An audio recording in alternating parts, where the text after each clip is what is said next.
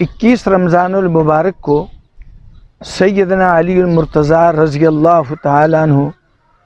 کی شہادت کا دن ہے، اور سیدنا علی رضی اللہ تعالیٰ عنہ رسول کریم صلی اللہ علیہ وسلم کے حقیقی چچا زاد بھائی ہیں۔ سیدنا علی رضی اللہ تعالیٰ عنہ کو نسب نامہ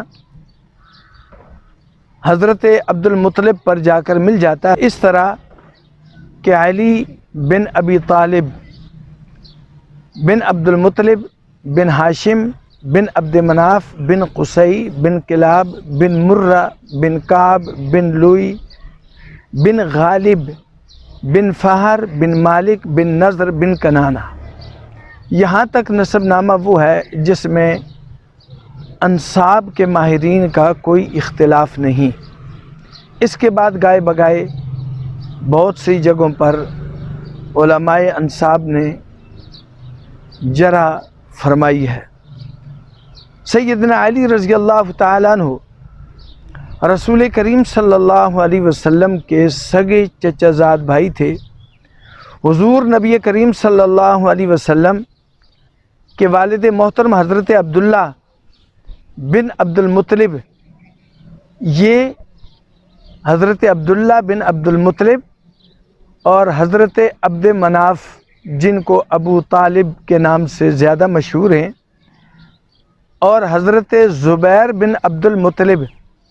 یہ تینوں سگے اور حقیقی بھائی ہیں۔ باقی حضرت عبد المطلب کے دیگر صاحبزادگان وہ ماں کی طرف سے علیحدہ علیحدہ ہیں اور والد کی طرف سے ہیں وہ، لیکن یہ تین بھائی آپس میں سگے ہیں۔ حضرت زبیر بن عبد المطلب، دوسرے نمبر پر حضرت عبد مناف یعنی ابو طالب، اور تیسرے نمبر پر سب سے چھوٹے سیدنا عبداللہ بن عبد المطلب۔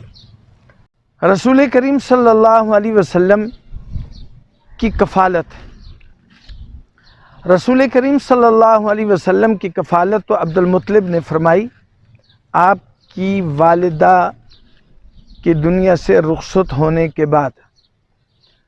حضرت عبد المطلب کے دنیا سے رخصت ہونے کے بعد پھر آپ کی کفالت میں بعض محققین وہ حضرت زبیر بن عبد المطلب کا نام لیتے ہیں کہ انہوں نے ابتدائی کفالت فرمائی کہ وہ اپنے مال کے اعتبار سے، فراخی کے اعتبار سے بہت اچھی حالت میں تھے، لیکن اکثریت کا دعویٰ یہ ہے کہ رسول کریم صلی اللہ علیہ وسلم کی کفالت حضرت عبد مناف یعنی ابو طالب نے فرمائی۔ سیدنا علی رضی اللہ تعالیٰ عنہ اپنے والد محترم کے 4 صاحبزادگان تھے اور 2 بہنیں تھیں۔ حضرت علی رضی اللہ تعالیٰ عنہ کے بڑے بھائی کا نام طالب تھا، اور یہ آپ کے حقیقی بھائی نہیں تھے، ان کی والدہ علیحدہ تھیں اور والد عبد مناف یعنی ابو طالب ہی تھے۔ ابو طالب جنگ بدر میں مشرکین کے ساتھ مل کر مسلمانوں اور رسول خدا صلی اللہ علیہ وسلم کے مقابلے میں آئے، اور کفر کی حالت پر ان کی موت ہوئی۔ دوسرے نمبر پر آپ کے حقیقی بھائی حضرت عقیل بن عبد مناف رضی اللہ تعالی عنہ ہیں۔ حضرت عقیل رضی اللہ تعالی عنہ یہ آپ کے دوسرے بھائی ہیں اور آپ سے بڑے ہیں، اور یہ انساب کے بڑے ماہر تھے، اور یہ بھی جنگ بدر میں مشرکین کی طرف سے لڑنے کے لیے مسلمانوں اور رسول خدا صلی اللہ علیہ وسلم کے مقابلے میں آئے، اور یہ جنگ بدر کے قیدیوں میں یہ بھی قید کر دیے گئے، جس طرح کہ حضرت عباس رضی اللہ تعالیٰ عنہ بھی مشرکین کی طرف سے تشریف لائے اور وہ بھی قید کر دیے گئے، تاہم فدیہ دے کر حضرت عباس رضی اللہ تعالیٰ عنہ خود بھی، اور انہوں نے اپنی جانب سے فدیہ دے کر حضرت عقیل رضی اللہ تعالیٰ عنہ کو بھی رہا کروا دیا۔ سیدنا عقیل رضی اللہ تعالیٰ عنہ بڑے مدبر اور انصاب کے بڑے ماہر لوگ ان کی طرف رجوع فرماتے تھے، اور انتہائی متین طبیعت کے اور بڑے با اخلاق بزرگ تھے۔ سیدنا علی رضی اللہ تعالیٰ عنہ کے دور مسعود کے اندر جب حضرت معاویہ رضی اللہ تعالیٰ عنہ کے ساتھ آنا جانا اور سفارت کے معاملات تھے، اس میں سیدنا عقیل رضی اللہ تعالیٰ عنہ حضرت علی رضی اللہ تعالیٰ عنہ کی طرف سے حضرت معاویہ کے پاس تشریف لے جاتے۔ سیدنا معاویہ رضی اللہ تعالیٰ عنہ انتہائی قدردانی اور انتہائی محبت سے پیش آتے، اور یہ حضرت معاویہ کے پاس قیام فرماتے اور وہاں رہ کر بڑے اطمینان کے ساتھ وہاں سے واپس تشریف لاتے اور حضرت معاویہ کی تعریف فرمایا کرتے تھے۔ اس سے پتہ چلتا ہے کہ سیدنا معاویہ رضی اللہ تعالیٰ عنہ اور حضرت علی رضی اللہ تعالیٰ عنہ آپس میں ان کی محبت کے رشتے تھے۔ اختلاف رائے یا اختلاف بعض چیزوں میں ہونا وہ اس چیز کے لیے لازم نہیں کہ ان کی آپس میں کوئی دشمنی تھی۔ سیدنا علی رضی اللہ تعالیٰ عنہ کے تیسرے بھائی حضرت جعفر رضی اللہ تعالیٰ عنہ ہیں۔ سیدنا جعفر رضی اللہ تعالیٰ عنہ کی کنیت ابو یزید ہے، اور حضرت جعفر رضی اللہ تعالیٰ عنہ قدیم الاسلام ہیں، اور آپ کے نکاح میں حضرت اسماء بنت عمیس رضی اللہ تعالیٰ عنہ آپ کے نکاح میں تھی۔ آپ 2 ہجرتیں آپ نے فرمائیں، اور آپ ہی کی وہ شخصیت ہے کہ حبشہ کے بادشاہ کے سامنے جب مشرکین مکہ کے وفد نے شکایت کی اور مسلمانوں کو وہاں سے نکالنے کے لیے انہوں نے مذاکرات کیے اور بادشاہ کو اس پر تیار کیا، تو ایتھوپیا کے بادشاہ نے بلایا جب مسلمانوں کو، تو سارے مسلمانوں نے جن کو اپنا نمائندہ منتخب کیا وہ آپ کی ذات مبارکہ ہی تھی۔ حضرت جعفر طیار رضی اللہ تعالیٰ عنہ نے جو وہاں اسلام کی نمائندگی اور رسول کریم صلی اللہ علیہ وسلم کا تعارف فرمایا، اور وہ اوراق نے اپنے سینے میں محفوظ فرمایا، اس سے بہتر نمائندگی اس کے بعد بھی کہیں نظر نہیں آئی۔ یہ آپ کا وہ بڑا زبردست کارنامہ تھا، آپ کی فصاحت اور بلاغت اور رسول کریم صلی اللہ علیہ وسلم کے ساتھ آپ کی محبت کا ایک زندہ ثبوت۔ حضرت جعفر رضی اللہ تعالیٰ عنہ نے دوبارہ جب ہجرت کے بعد مدینہ شریف تشریف لائے، تو اس وقت نبی کریم صلی اللہ علیہ وسلم غزوہ خیبر کے اندر موجود تھے۔ آپ خیبر فتح ہوا، آپ بے انتہا خوش تھے، اور اسی دوران سیدنا جعفر تشریف لائے۔ اللہ کے نبی صلی اللہ علیہ وسلم نے فرمایا، میں فیصلہ نہیں کر سکتا کہ مجھے زیادہ خوشی خیبر کی فتح کی ہے یا میرے پیارے جعفر کے تشریف لانے کی ہے۔ حضرت جعفر رضی اللہ تعالیٰ عنہ ان صحابہ میں سے ہیں کہ جو غزوہ موتہ کے اندر جنہوں نے شہادت جو ہے وہ جن کو شہادت نصیب ہوئی۔ حضرت جعفر رضی اللہ تعالیٰ عنہ کو جب بھیجا گیا تو اللہ کے نبی صلی اللہ علیہ وسلم نے فرمایا کہ میں اس لشکر کا امیر حضرت زید بن حارثہ کو مقرر کرتا ہوں، اور اگر زید بن حارثہ شہید ہو جائیں تو پھر اس کے بعد پھر جعفر طیار ہوں گے، اور اگر جعفر طیار حضرت جعفر بھی شہید ہو جائیں تو پھر اس کے بعد جو امارت ہوگی وہ حضرت عبداللہ بن رواحہ رضی اللہ تعالیٰ عنہ ہوگی، یہ جھنڈا ان کے ہاتھ میں جائے گا۔ اور حضرت عبداللہ بن رواحہ بھی اگر شہید ہو جائیں تو پھر مسلمان مشاورت سے کسی بھی صحابی کو اپنا امیر لشکر کا چیف کمانڈر بنا سکتے ہیں۔ چنانچہ حضرت زید بن حارثہ رضی اللہ تعالیٰ عنہ شہید ہو گئے، جھنڈا حضرت جعفر رضی اللہ تعالیٰ عنہ کے ہاتھ میں آیا۔ لڑتے لڑتے آپ کا ایک بازو کٹا، آپ نے جھنڈا دوسرے بازو پہ سنبھال لیا، پھر وہ بھی کٹا تو آپ نے کٹے ہوئے بازوؤں دونوں بازوؤں سے اس جھنڈے کو تھاما، تا وقتے کہ آپ بھی شہید ہو گئے، اور اس جھنڈے کو زمین پر نہیں لگنے دیا۔ حضرت عبداللہ بن رواحہ رضی اللہ تعالیٰ عنہ نے اس جھنڈے کو پکڑا، اور لڑتے لڑتے حضرت عبداللہ بن رواحہ بھی شہید ہو گئے، اور پھر وہ جھنڈا ایک صحابی نے اٹھایا۔ مشاورت کہ کس کو کمانڈر بنایا جائے، کس کو امیر بنایا جائے، تو یہ اتفاق سب کا اس پر آیا کہ حضرت خالد بن ولید رضی اللہ تعالیٰ عنہ کو اس کا امیر بنا دیا جائے۔ چنانچہ حضرت خالد بن ولید رضی اللہ تعالیٰ عنہ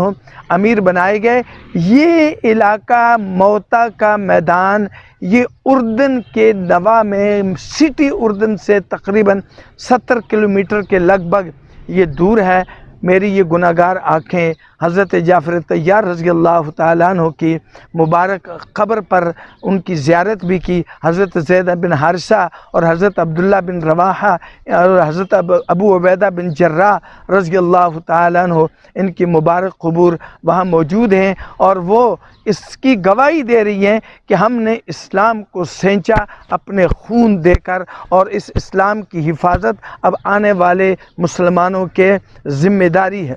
حضرت جعفر طیار رضی اللہ تعالیٰ عنہ شہید ہوتے ہیں۔ نبی کریم صلی اللہ علیہ وسلم نے فرمایا میرا جعفر آسمانوں میں اڑ رہا ہے، اللہ نے اس کے دونوں بازوؤں کی جگہ اس کو 2 پر عطا فرمائے ہیں، اور وہ جنت میں چلتے پھرتے اور جنت میں جہاں چاہتے ہیں جاتے اور کھاتے پیتے ہیں۔ حضرت جعفر رضی اللہ تعالیٰ عنہ کی خصوصیات بے شمار ہیں، لیکن جو بڑی خصوصیات محدثین نے اور صحابہ نے فرمائی ہے وہ یہ بھی ہے کہ حضرت جعفر رضی اللہ تعالیٰ عنہ اپنے خلق اور خلق کے اعتبار سے، اپنی سیرت اور صورت کے اعتبار سے، اپنے اخلاق کے اعتبار سے نبی کریم صلی اللہ علیہ وسلم سے زیادہ ملتے جلتے تھے۔ سیدنا علی رضی اللہ تعالیٰ عنہ حضرت جعفر سے چھوٹے ہیں، یعنی سب سے چھوٹے بھائی ہیں سیدنا علی رضی اللہ تعالیٰ عنہ۔ حضرت علی رضی اللہ تعالیٰ عنہ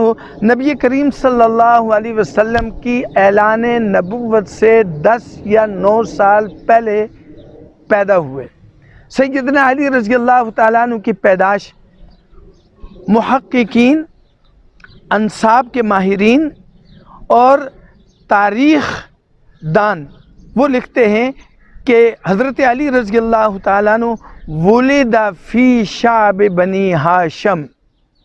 فرمایا کہ حضرت علی رضی اللہ تعالیٰ عنہ جو پیدا ہوئے ہیں شعب بنی ہاشم میں یہ پیدا ہوئے ہیں، گھر کے اندر پیدا ہوئے ہیں، اپنے گھر میں پیدا ہوئے ہیں۔ اور شعب بنی ہاشم وہ لوگ کہ جو مکہ مدینہ تشریف لے جاتے ہیں اور مکہ مکرمہ کے جانے کے بعد صفا مروہ سے وہ صفا کی طرف سے باہر نکلتے ہیں تو حمامات کے پیچھے ایک مکان آتا ہے جو رسول کریم صلی اللہ علیہ وسلم کی ولادت مبارک جس میں ہوئی، اور وہ آج بھی کتب خانے کی شکل میں موجود ہے۔ یہ پوری پٹی شعب بنی ہاشم کی تھی کہ بنی ہاشم کے گھرانے اسی کے ارد گرد رہتے تھے، اور حضرت علی رضی اللہ تعالیٰ عنہ کے والد محترم کا مکان بھی وہیں قریب ہی تھا۔ تو آپ بنی ہاشم کے محلے کے اندر اپنے گھر میں پیدا ہوئے۔ بعض لوگوں نے یا بعض مورخین نے حضرت علی رضی اللہ تعالیٰ عنہ کے متعلق یہ لکھا ہے کہ یہ آپ کعبۃ اللہ کے اندر پیدا ہوئے ہیں۔ متعدد روایتیں ہیں، حاکم مستدرک میں بھی ہے لیکن بغیر کسی سند کے ہے، اس کی کوئی سند نہیں۔ دیگر مورخین نے بھی اس کا لکھا ہے لیکن سند اس کی مضبوط نہیں ہے یا وہ سند لکھی نہیں گئی ہے۔ تو محققین نے فرمایا کہ یہ نہ عقلاً نہ نقلاً نہ روایتاً نہ درایتاً اس کی کوئی ثبوت نہیں ہے کہ حضرت علی رضی اللہ تعالیٰ عنہ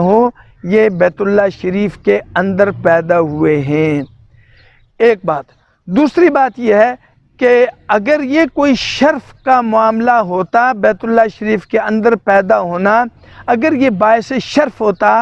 تو پھر اس شرف میں سب سے زیادہ جو مستحق ہے شرف کے وہ رسول مقبول صلی اللہ علیہ وسلم ہیں، تو پھر نبی کریم صلی اللہ علیہ وسلم کی ولادت بیت اللہ شریف کے اندر ہوتی، اس لیے کہ آپ کا مرتبہ وہ ایسا تھا کہ آپ یہ شرف حاصل کر پاتے۔ لیکن بیت اللہ شریف کے اندر پیدا ہونا یہ کوئی شرف کی بات نہیں ہے، بلکہ اس کو علماء اکرام نے ایک حادثہ قرار دیا ہے کہ حادثاتی طور پر ایسا ہوتا ہے کہ کبھی کوئی عورت مسجد میں آ گئی اور بیت اللہ شریف میں آ گئی، عمرہ کرنے کے لیے آ گئی، طواف کرنے کے لیے آ گئی، تو وہاں اس کو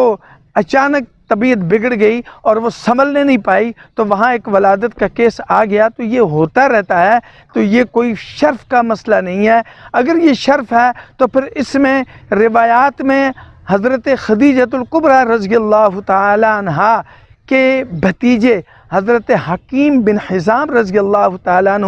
ان کے لیے سب کا اتفاق ہے کہ وہ بیت اللہ شریف کے اندر پیدا ہوئے ہیں، لیکن کسی نے اس کو شرف کی بات نہیں کہی۔ خود رسول کریم صلی اللہ علیہ وسلم نے بھی بیت اللہ شریف کے اندر پیدا ہونے، مطاف کے اندر پیدا ہونے، یا مسجد حرام کے اندر پیدا ہونے، یا کسی مسجد میں پیدا ہونے کو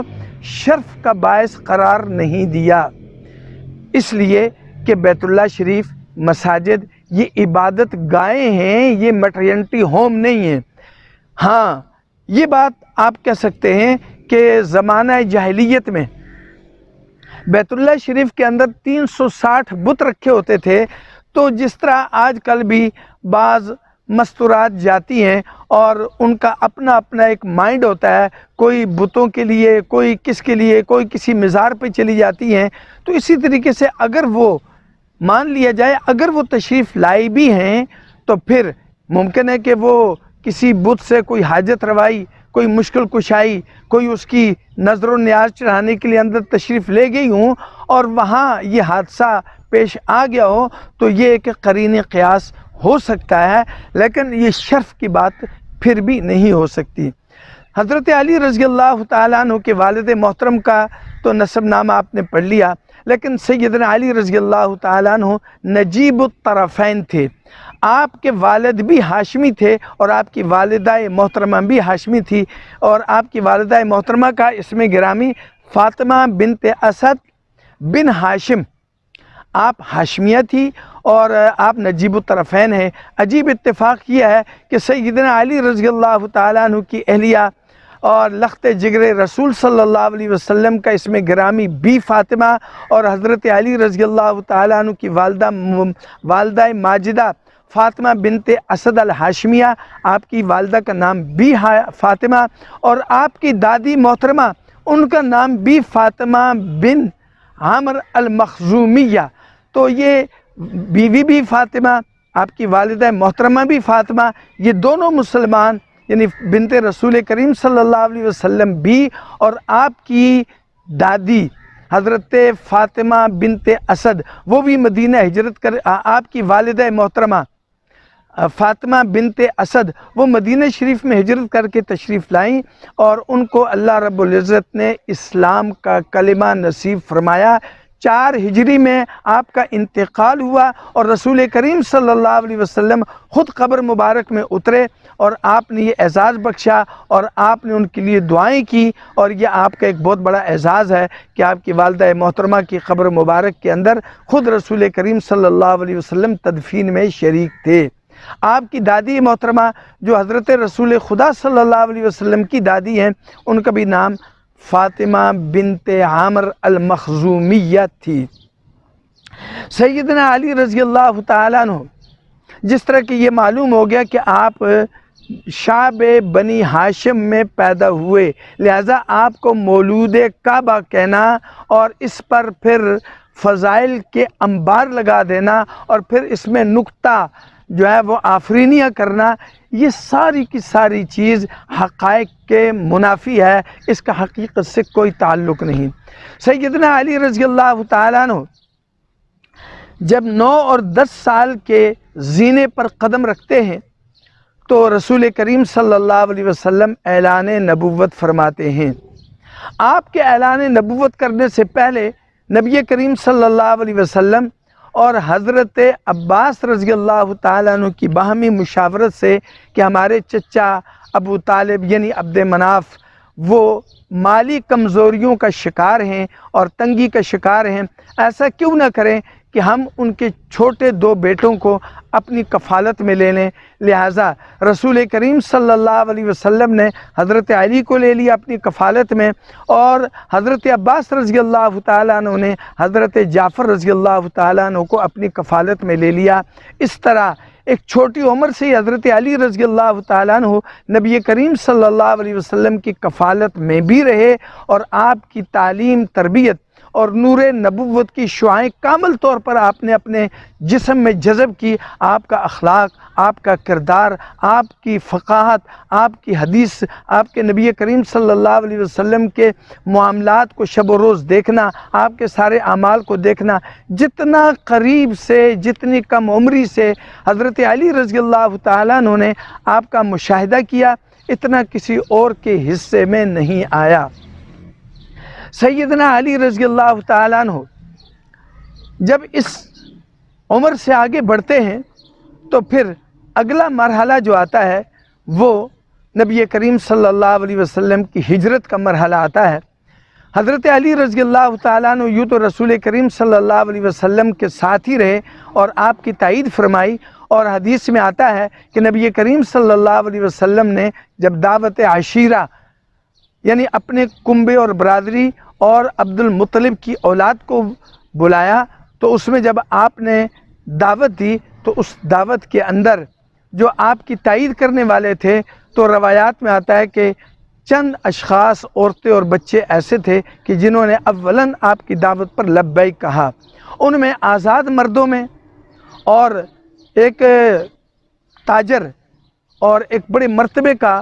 جو سب سے نمایاں نام ہے وہ حضرت ابوبکر صدیق رضی اللہ تعالیٰ عنہ، آپ نے آپ کی تائید کی غیر مشروط اور کوئی توقف نہیں فرمایا۔ آپ کی تائید کرنے والے مردوں میں حضرت سیدنا ابوبکر رضی اللہ تعالیٰ عنہ، اور آپ کی تائید کرنے والے غلاموں میں حضرت زید بن حارثہ رضی اللہ تعالیٰ عنہ، آپ کے گھر میں ہی رہتے تھے، حضرت خدیجہ کے غلام تھے تو انہوں نے آپ پر ایمان لایا، اور عورتوں کے اندر سیدہ خدیجہ الکبریٰ رضی اللہ تعالیٰ عنہ، اور بچوں میں سیدنا علی رضی اللہ تعالیٰ عنہ آپ کی تائید فرماتے ہیں۔ اور ستم ظریفی مورخین نے اس امت پر یہ کی ہے کہ حضرت علی کی عمر 9 سے 10 سال آپ تائید فرما رہے ہیں کہ جب کہ آپ سے بڑی اسی گھر کے اندر حضرت خدیجہ الکبریٰ کی صاحبزادیاں حضرت زینب، حضرت رقیہ، حضرت ام کلثوم۔ بعض تاریخ کی کتابوں میں یہ بھی لکھا ہے کہ سیدہ فاطمہ رضی اللہ تعالیٰ عنہ کی ولادت بھی 10 سال نبوت کے اعلان سے پہلے ہوئی۔ اگر یہ واقعتاً اس کو ترجیح ہے تو پھر حضرت فاطمہ بھی ان میں شامل ہیں، لیکن کیا ستم ظریفی ہے کہ سب کو شامل کر لیا لیکن بناتے رسول صلی اللہ علیہ وسلم اس کا نام کہیں نہیں ملتا۔ میں حیران ہوں اس ستم ظریفی پر کہ کیا ہو گیا ان مورخین کو کہ جو باقیوں کا نام تو لیتے ہیں، حضرت زینب کا نام نہیں آتا، حضرت رقیہ کا نام نہیں آتا، حضرت ام کلثوم کا نام نہیں آتا، اور آخر میں سیدہ فاطمہ بھی اگر اس عمر میں 6-7 سال کی تھی تو پھر ان کا نام بھی آنا چاہیے تھا۔ اگر ان کی ولادت 41 حضور صلی اللہ علیہ وسلم کی عمر مبارک 41 سال ہوئی، اعلان نبوت کے 1 سال بعد اگر وہ پیدا ہوئی ہیں تو پھر کوئی مذائقہ نہیں ہے، لیکن 3 صاحبزادیاں ان کا ذکر نہ کر کے مورخین پوری امت کی آنکھوں میں دھول جھونک رہے ہیں کہ آپ کی صاحبزادیاں گویا کہ ایمان نہیں لائیں اور ان کو کوئی نام ہی نہیں ہے۔ سامعین اکرام، سیدنا علی رضی اللہ تعالیٰ عنہ ہر موقع پر رسول کریم صلی اللہ علیہ وسلم کے دائیں بائیں آگے پیچھے ہر موقع پر ساتھ رہے ہیں، اور جس طرح کے آپ کے والد محترم حضرت ابو طالب حضور صلی اللہ علیہ وسلم کی حمایت میں ہمیشہ پیش رہے، اسی طریقے سے حضرت جعفر طیار بھی، اسی طریقے سے حضرت علی المرتضیٰ بھی آپ کے ساتھ ساتھ رہے۔ سیدنا علی المرتضیٰ رضی اللہ تعالیٰ عنہ کی 2 بہنیں تھیں، ایک جمامہ اور ایک ہند، جن کو ام ہانی کے نام سے بھی موسوم کیا جاتا ہے۔ ام ہانی رضی اللہ تعالیٰ عنہ فتح مکہ کے بعد اسلام قبول فرمایا اور آپ کا نکاح حبیرہ سے کر دیا گیا تھا، اور حبیرہ بدترین دشمنوں میں سے ایک دشمن تھا رسول کریم صلی اللہ علیہ وسلم کا۔ اس نے اسلام قبول نہیں کیا اور وہ نجران کی طرف بھاگ گیا، اور اسی کفر کی موت پر اس کا خاتمہ ہوا، کفر پر اس کا خاتمہ ہوا، اور حضرت ام ہانی اسلام قبول فرمایا۔ اسی طریقے سے حضرت جمامہ رضی اللہ تعالیٰ عنہ انہوں نے بھی اسلام قبول فرمایا، اور ان کا نکاح حضرت ابو سفیان بن حارث رضی اللہ تعالیٰ عنہ سے۔ یہ ابو سفیان 2 ہیں، ایک ابو سفیان وہ ہیں جو حضرت سیدنا معاویہ رضی اللہ تعالیٰ عنہ کے والد محترم ہیں، وہ رشتے کے اندر حضور صلی اللہ علیہ وسلم کے چچا ہیں، اور یہ ابو سفیان نبی کریم صلی اللہ علیہ وسلم کے چچا زاد بھائی ہیں۔ حضرت ابو سفیان کے اسلام لانے پر نبی کریم علیہ السلام بڑے خوش ہوئے اور آپ نے ان کا استقبال فرمایا۔ رسول کریم صلی اللہ علیہ وسلم کے یہ حقیقی چچا زاد بھائی سیدنا علی المرتضیٰ رضی اللہ تعالیٰ عنہ، تاریخ کے اندر ان کے القاب بھی ہیں اور ان کے کنیت بھی ہے۔ ابو الحسن آپ کی کنیت تھی، پہلے بیٹے چونکہ حسن تھے تو ابو الحسن سے آپ کو یاد کیا جاتا تھا، اور آپ کے القاب بھی ہیں۔ المرتضیٰ آپ کا لقب ہے، اور آپ کی والدہ نے آپ کا نام رکھا اسد، اسی طریقے سے آپ کی والدہ ہی نے آپ کا نام رکھا حیدر، لیکن والد محترم جب سفر سے واپس آئے تو انہوں نے آپ کا نام رکھا علی، تو علی زیادہ مشہور ہو گیا، لہٰذا آپ کو حیدر کے نام سے بھی پکارا جاتا ہے اور آپ کو اسد کے نام سے بھی پکارا جاتا ہے، کہ یہ دو نام آپ کی والدہ محترمہ نے رکھے ہیں، اور آپ کو المرتضیٰ اور آپ کو ابو الحسن کنیت سے یاد کیا جاتا ہے۔ سیدنا علی رضی اللہ تعالیٰ عنہ اپنی جوانی پر پہنچتے ہیں تو ادھر نبی کریم صلی اللہ علیہ وسلم کے اوپر ظلم و ستم اور صحابہ کے اوپر ظلم و ستم کا بازار گرم ہو جاتا ہے، تو اللہ کے نبی نے ہجرت کے لیے سب کو اجازت دینا بلکہ حکم دینا شروع فرما دیا، تو سیدنا علی رضی اللہ تعالیٰ عنہ آپ کے ساتھ رہے، اور پھر نبی کریم صلی اللہ علیہ وسلم کے متعلق اہل مکہ نے تین مشورے ان کے ہاں ہوئے۔ پہلی چیز یہ طے پائی کہ کیا ہم ایسا نہ کریں کہ حضور نبی کریم صلی اللہ علیہ وسلم کو پابند سلاسل کر دیں۔ ایک مشورہ یہ آیا کہ کیا ہم ایسا نہ کریں کہ حضور نبی کریم صلی اللہ علیہ وسلم کو مکہ بدر کر دیا جائے۔ تیسرا مشورہ جو سب سے جاندار اور جس پر سب کا اتفاق تقریباً ہو گیا وہ یہ تھا کہ مکہ مکرمہ کے مختلف قبائل مل کر یکبارگی خانہ نبوی صلی اللہ علیہ وسلم کا حملہ آور ہوں، اور وہاں سارے کے سارے یک بار آپ پر حملہ ہوں اور آپ کو شہید کر دیے جائے، تاکہ کسی پر ہاشمی خاندان کسی سے لڑ نہ سکے۔ رسول کریم صلی اللہ علیہ وسلم کو اس کی اطلاع بذریعہ وحی ہوئی۔ اللہ کے نبی صلی اللہ علیہ وسلم نے حضرت ابوبکر کو اس کی اطلاع دی اور فرمایا کہ ہجرت کے لیے تیار ہو جا، اور وقت بھی طے فرما لیا، اور جہاں حضرت ابوبکر تیاری فرما رہے تھے، نبی کریم صلی اللہ علیہ وسلم نے ایک طرف حضرت علی رضی اللہ تعالیٰ عنہ کو بلا بھیجا اور فرمایا کہ میرے علی، مجھے اللہ کی طرف سے ہجرت کا حکم ہو چکا ہے، لہٰذا میں ہجرت کے لیے تیار ہوں، اور اب اللہ کی طرف سے یہ دو شخصوں کا چناؤ ہے، یہ چناؤ من جانب اللہ ہے، اور فرمایا کہ میں یہ چاہتا ہوں کہ میرا بستر ہو، فراش نبوی ہو، اور علی کا جسم ہو، اور اوپر ردائے مصطفیٰ ہو، اور تم میرے بستر پر سو جانا۔ یہ میری امانتیں جو رکھی ہیں، یہ میری امانتیں تمہارے سپرد ہیں، اور یہ امانتیں لوگوں کے حوالے کر کے تم بھی پیچھے ہجرت کر کے چلے آنا۔ چنانچہ حضرت علی مرتضیٰ رضی اللہ تعالیٰ عنہ کو رسول کریم صلی اللہ علیہ وسلم نے بستر نبوی پر آپ نے ان کو سلایا اور اوپر اپنی ردائے مصطفیٰ دی، اور آپ فرمانے لگے کہ میں جا رہا ہوں، جو بھی دیکھے گا وہ یہی سمجھے گا کہ یہ محمد مصطفیٰ صلی اللہ علیہ وسلم کی مبارک چادر ہے، اور حضرت ابوبکر کے پاس تشریف لائے۔ حضرت ابوبکر رضی اللہ تعالیٰ عنہ لے کر حضور صلی اللہ علیہ وسلم کو نکل گئے۔ آپ غار حرا کی طرف نکلتے ہیں اور وہاں آپ اوپر چڑھتے ہیں۔ عجیب اللہ کی تقسیم ہے، یہ اللہ کا چناؤ ہے کہ ایک وہ شخص ہے کہ جس کو اللہ نے منتخب کر لیا اپنے نبی کی امانتوں کے لیے، اور ایک وہ شخص ہے جس کو اللہ نے منتخب کر لیا اپنی امانت کے لیے۔ حضرت علی کے سپرد فرمائی نبی کی امانت، اور اللہ نے ابوبکر کے سپرد فرمائی اپنی امانت، اور حضرت علی رضی اللہ تعالیٰ عنہ کو فرمایا آپ فراش نبوی پہ سو جائیں، اور فراش نبوی وہ بستر آپ کے لیے بستر بنے گا، اور آپ اس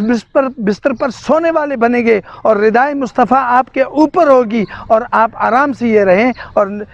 امانتوں کا خیال بھی کریں۔ اور حضرت ابوبکر رضی اللہ تعالیٰ عنہ مجسم نبی کریم صلی اللہ علیہ وسلم کی سواری بھی بنی۔ یہ وہ سواری کہ جس پر اللہ کے نبی صلی اللہ علیہ وسلم بیٹھے ہیں اور چڑھائی چڑھے ہیں، اور کہیں آپ کو جنبش نہیں آئی، کہیں آپ نے یہ نہیں فرمایا کہ ابو بکر آپ پھسل رہے ہو، ابو بکر مجھے جھٹکے لگ رہے ہیں، ابو بکر مجھے تکلیف ہو رہی ہے، آپ ان کی سواری پر بیٹھے کاندھے پر اور آپ کو چڑھا کر غار تک تشریف لے گئے، آپ ان کی سواری بنی۔ یہ سواری کا اعزاز یا تو حضرت ابو بکر کو ملا یا پھر یہ سواری کا اعزاز براق کو ملا تھا، لیکن وہ بھی کپ کپانے لگا۔ لیکن قربان جاؤں صدیق اکبر پر، کیا ذرا کوئی جنبش آئی ہو۔ حضرت علی بستر پر سوئے اور حضرت ابو بکر رضی اللہ تعالیٰ عنہ کی گود نبی کریم صلی اللہ علیہ وسلم کی بستر بنا، اور آپ صلی اللہ علیہ وسلم کا چمکتا چہرہ نور نبوت وہ خالصتاً آپ کی نظروں کے سامنے رہا۔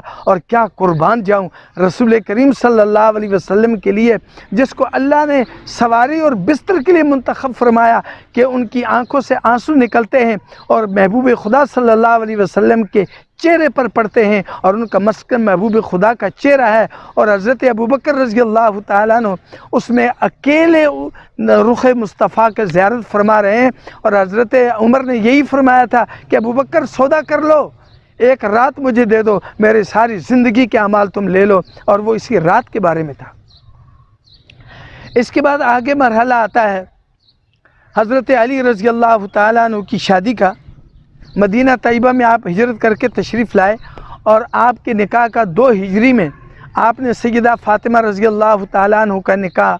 مانگا، ہاتھ مانگا۔ رسول کریم صلی اللہ علیہ وسلم نے حامی بھری اور آپ کو تیاری کا حکم دیا۔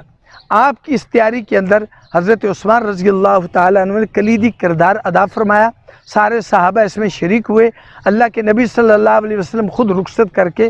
تشریف لائے۔ سیدنا علی رضی اللہ تعالیٰ عنہ کا نکاح حضرت فاطمہ رضی اللہ تعالیٰ عنہا سے منعقد ہو چکا۔ نبی کریم صلی اللہ علیہ وسلم ہمیشہ حضرت علی رضی اللہ تعالیٰ عنہ اور حضرت فاطمہ رضی اللہ تعالیٰ عنہا سے انتہائی محبت فرماتے رہے، اور آپ کی جوڑ، آپ کے تعلق کو مضبوط سے مضبوط کرنے کے لیے مختلف نصائح، مختلف آپ کو ہدایات عطا فرماتے رہے۔ سیدنا علی رضی اللہ تعالیٰ عنہ، میں ابھی شارٹ کر رہا ہوں کہ سیدنا علی رضی اللہ تعالیٰ عنہ اللہ کے نبی کے دنیا سے جانے کے بعد آپ نے ایک طویل عرصہ سیدنا ابو بکر رضی اللہ تعالیٰ عنہ، سیدنا عمر رضی اللہ تعالیٰ عنہ، سیدنا عثمان رضی اللہ تعالیٰ عنہ کے ساتھ کلیدی کردار کے طور پر آپ نے یہ عرصہ گزارا، اور آپ کی فقاہت، آپ کی قضات، آپ کا علم، آپ کی بصیرت وہ قابل بیان نہیں۔ آپ نے پورے نور نبوت کو اپنے سینے میں رکھا، اور امت نے آپ کی فقاہت، آپ کی بزرگی، آپ کی رحم دلی، آپ کی شجاعت، آپ کی بہادری یہ ایسی ہے کہ شاید کوئی آپ کے ان اوصاف میں مقابلہ کر سکے۔ سیدنا عثمان رضی اللہ تعالیٰ عنہ کی شہادت کے بعد ایک معاملہ درپیش ہوا، اور اس میں ایک افراتفری کی کیفیت بن گئی۔ الآخر یہ کہ سیدنا علی رضی اللہ تعالیٰ عنہ اپنے دور مسعود میں، آپ کا دور مبارک تقریباً 4 سال 6 ماہ یا 4 ماہ یہ کچھ بنتا ہے، تو اس دور کے اندر آپ نے یہ خلافت آپ کے سپرد ہوئی، آپ خلیفہ بنے، برحق خلیفہ بنے، امیر المومنین۔ آپ کی خلافت میں بھی کسی کو انکار نہیں، اور آپ خلیفہ برحق ہیں، خلیفہ راشد ہیں، 4تھے خلیفہ ہیں آپ۔ لیکن آپ کی خلافت کے اندر اتنا انتشار تھا کہ آپ کو کبھی بھی سکھ کا سانس لینا نصیب نہیں ہوا۔ اس سے بڑھ کر جو آپ کے فوج کے اندر، آپ کے لشکر کے اندر اکثریت ان کوفیوں کی تھی کہ جو آپ کے احکامات کو نظر انداز کر دیا کرتے تھے، آپ ان سے ہمیشہ ہی نالاں رہتے تھے۔ خاص کر جنگ نہروان اور مصر اور شام پر جو آپ کی لشکر کشی کے معاملات تھے، آپ کی ہدایات تھیں، تو اس سے انہوں نے پہلو تہی کی، اور حضرت علی رضی اللہ تعالیٰ عنہ یہاں تک پہنچے کہ آپ نے یہ دعا کی کہ پروردگار میں ان لوگوں سے اکتا گیا ہوں، بس آپ مجھے ان سے جدا کر دے اور ان کو مجھ سے تو جدا کر دے۔ حضرت علی رضی اللہ تعالیٰ عنہ جنگ نہروان کے بعد چونکہ آپ نے خارجیوں کو ان کے اصل مقام تک پہنچایا، کیف کردار تک پہنچایا۔ خارجیوں کے ہاں آپ کے لیے دلوں میں ایک آگ بھری ہوئی تھی، خارجی آپ کے لیے ایک آگ دل میں چھپائے ہوئے تھے، لہذا خارجیوں نے، ان خارجیوں میں ایک عبد الرحمن ابن ملجم اور برق بن عبداللہ اور اسی طریقے سے عمر بن بکر، یہ 3 شخص بیت اللہ شریف میں آئے اور وہاں آ کر انہوں نے گفتگو کی۔ پھر جنگ نہروان میں جو قتل ہوئے اور اس میں انہوں نے ان کا ذکر کیا، پھر انہوں نے وہاں ماتم کیا، پھر یہ روئے، آہ و بکا کی، اور پھر انہوں نے وہاں عہد و پیمان کیا اور موت پر انہوں نے قسم کھائی کہ یا مرنا ہم نے اور یا پھر 3 اشخاص کو ہم نے شہید کرنا ہے۔ سب سے پہلے حضرت علی المرتضیٰ رضی اللہ تعالیٰ عنہ کو کوفہ میں، حضرت معاویہ بن ابی سفیان رضی اللہ تعالیٰ عنہ کو شام میں، اور حضرت عمرو بن عاص رضی اللہ تعالیٰ عنہ کو مصر میں۔ عہد و پیمان کرنے کے بعد انہوں نے تاریخ مقرر کی کہ رمضان کے مہینے میں 17 رمضان کو فجر کی نماز میں ہر ایک اپنے ٹارگٹ پر جائے گا اور اپنا کام پورا کرے گا اور اس میں کوئی کوتاہی برداشت نہیں ہوگی۔ لہٰذا ایک کوفہ کی طرف عبد الرحمن ابن ملجم، یہ کوفہ کی طرف، اور برق جو ہے یہ شام کی طرف، اور تیسرا جو ان کا ساتھی عمر بن بکر وہ مصر کی طرف۔ مصر کے اندر حضرت عمر بن عاص رضی اللہ تعالیٰ عنہ گورنر تھے، شام میں حضرت معاویہ تھے، اور کوفہ میں سیدنا علی المرتضیٰ رضی اللہ تعالیٰ عنہ۔ 17 رمضان کی فجر کی نماز کے لیے سیدنا علی رضی اللہ تعالیٰ عنہ جب گھر سے نکل کر جامع میں تشریف لاتے تو آپ الصلاۃ الصلاۃ کی صدا لگاتے اور آپ لوگوں کو اٹھاتے ہوئے تشریف لاتے، اور یہ بدبخت عبد الرحمن بن ملجم یہ وہاں دروازے میں کھڑا تھا، اور جیسی حضرت علی کی انٹری ہوئی گیٹ کی طرف دروازے پہ پاؤں رکھا اور اس نے وار کیا، سیدنا علی رضی اللہ تعالیٰ عنہ بہت کاری ضرب کھا کر آپ گر گئے، لہٰذا آپ گرے، نماز دوسروں نے پڑھائی، حضرت علی کو لایا گیا، آپ نے پوچھا، قاتل کا بتایا گیا، قاتل کو گرفتار کر لیا گیا۔ سیدنا حسن رضی اللہ تعالیٰ عنہ نے پوچھ گچھ کی تو اس نے کہا کہ میں تمہیں خوشخبری دیتا ہوں، اور وہ خوشخبری یہ ہے کہ جس طرح میں نے حضرت علی کو کاری ضرب لگائی ہے، اسی طریقے سے میرے 2 ساتھی ایک مصر میں اور ایک شام میں گئے ہیں، آج فجر کی نماز میں مصر کے اندر عمرو بن عاص قتل کر دیا جائے گا اور شام میں معاویہ بن ابی سفیان کو قتل کر دیا گیا ہوگا۔ حضرت حسن رضی اللہ تعالیٰ نے فرمایا اللہ تجھے بھی آگ میں جلائے، تجھے بھی اللہ تعالیٰ جو ہے وہ غارق کرے، تو بھی اپنے انجام کو پہنچے گا۔ تو حضرت علی رضی اللہ تعالیٰ نے فرمایا کہ اگر میں بچ گیا تو اس کا معاملہ میرے سپرد، اور اگر میں دنیا سے رخصت ہو گیا تو پھر اس کو شرعی قاعدے کے مطابق سزا دی جائے، اس کو قصاص میں قتل کر دیا جائے، اس کو مصلح یا کوئی اور ایسی حرکت نہ دی جائے، نہ کی جائے جو شریعت کے منافی ہو۔ شام کے اندر برق بن عبداللہ پہنچا اور اس نے حضرت معاویہ رضی اللہ تعالیٰ نے جب تشریف لائے تو اس نے ان پر وار کیا تو ان کی سورین پر، بار کہتے ہیں ان کے ران پر زخم آیا، لیکن وہ بچ گئے اور وہ زخمی حالت میں پہنچے تو اس کو گرفتار کر لیا گیا برق کو، اور جب ان کے سامنے پیش کیا گیا تو اس نے کہا کہ خوشخبری ہو، میرا ساتھی علی کی طرف گئے ہیں، آج فجر کی نماز میں علی پر بھی حملہ ہوا، آپ تو بچ گئے، وہ نہیں بچ سکتے، اور ان پر کاری ضرب لگائی ہوگی اور ان کو شہید کر دیا گیا ہوگا۔ حضرت معاویہ رضی اللہ تعالیٰ عنہ نے ان کو بددعائیں دی اور فرمایا کہ تو ہی ہلاک ہو اور تم جیسے ہلاک ہوں۔ تیسرا شخص حضرت عمرو بن عاص کی طرف، مصر میں جب وہ مسجد کی طرف آتے ہیں تو ان پر حملہ آور ہونے کے لیے وہ گیا تو نماز کے عین اندر مصلی پر اس نے وار کیا یہ سمجھ کر کہ یہ نماز پڑھانے والے عمرو بن عاص ہوں گے، لیکن اس دن قسمت سے حضرت عمرو بن عاص رضی اللہ تعالیٰ عنہ بیمار تھے، وہ جامع میں تشریف نہیں لا سکے، اور ان کی جگہ حضرت خارجہ بن حذیفہ رضی اللہ تعالیٰ عنہ تھے اور وہ شہید کر دیے گئے اور وہ شہید ہو گئے۔ یہ تینوں وارداتیں ہوئیں اور جس میں کردار ایک ہی تھا، وہ کون تھا؟ خارجی۔ اس امت کو سب سے بڑا نقصان جس نے دیا وہ دو طبقوں نے دیا، ایک خوارج نے اور ایک روافض نے۔ یہی دو وہ طبقے ہیں جن پر اللہ کی لعنتیں ہیں اور جن کو اللہ نے خائب اور خاسر فرمایا ہے۔ یہ دو انتہاؤں پر ہیں، ایک وہ ہیں کہ جو سیدنا علی رضی اللہ تعالیٰ عنہ کی بدگوئی میں ہمیشہ رطب اللسان رہتے ہیں، اور دوسرے وہ ہیں جو سیدنا علی رضی اللہ تعالیٰ عنہ کو انبیاء سے بڑھ کر خدائی صفات، خدائی معاملات میں ان کو اللہ کا شریک اور ساجی سمجھتے ہیں۔ یہ دونوں پر اللہ کی لعنتیں ہوں۔ پروردگار ان دونوں کے شر اور فساد سے پوری امت کو محفوظ فرمائے۔ سیدنا علی رضی اللہ تعالیٰ عنہ جب شہید ہو چکے، آپ کی نماز جنازہ سیدنا حسن رضی اللہ تعالیٰ عنہ نے رات کے وقت میں پڑھائی۔ آپ کو یاد ہوگا کہ علماء یہ لکھتے ہیں اور بیان فرماتے ہیں،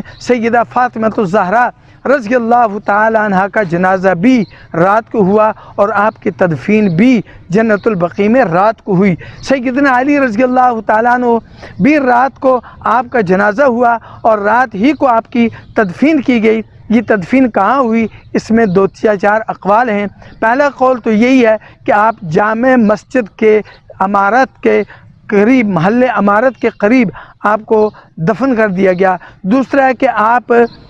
دوسری جگہ، وہ بھی جامع مسجد کوفہ کے بڑے میدان میں آپ کو دفن کیا گیا اور آپ کے قبر مبارک کے نشان کو مٹا دیا گیا۔ کس وجہ سے؟ تاکہ یہ خوارج کسی وقت بھی اگر لڑتے بھڑتے آ کر غالب ہو جاتے ہیں تو یہ سیدنا علی رضی اللہ تعالیٰ عنہ کی قبر مبارک کی بے حرمتی نہ کریں، اس لیے اس نشان کو مٹا دیا گیا۔ جو یہ کہتے ہیں کہ نجف مشہد کے اندر سیدنا علی کا روضہ ہے، وہ آپ کی قبر مبارک ہے، محققین کے نزدیک وہ حضرت مغیرہ بن شعبہ رضی اللہ تعالیٰ عنہ کی مبارک قبر ہے۔ حضرت علی رضی اللہ تعالیٰ عنہ وہاں مدفون نہیں۔ اللہ رب العزت ہمیں سیدنا علی رضی اللہ تعالیٰ عنہ کی قلبی محبت عطا فرمائیں، آپ کی سیرت پر چلنے کی ہمیں توفیق عطا فرمائیں۔ اللہ پاک ان سینوں کو اللہ جہنم کا ایندھن بنائے جن سینوں کے اندر اہل بیت اور رسول کریم صلی اللہ علیہ وسلم کے داماد، آپ کی بنات اور آپ کی اولاد اور آپ کے صحابہ کا ان کے دلوں کے اندر نفرت ہے۔ اللہ ان سینوں کو جہنم کا ایندھن بنائے۔ اللہ منور کرے ان سینوں کو جن سینوں کے اندر رسول کریم صلی اللہ علیہ وسلم کی محبت اور جس کی نسبت اللہ کے نبی کی طرف ہے، ان کی محبت جن کے سینوں میں ہے، اللہ ان سینوں کو روز روشن، اللہ ان کو صراط مستقیم، اللہ پاک ان کو پل صراط پر اللہ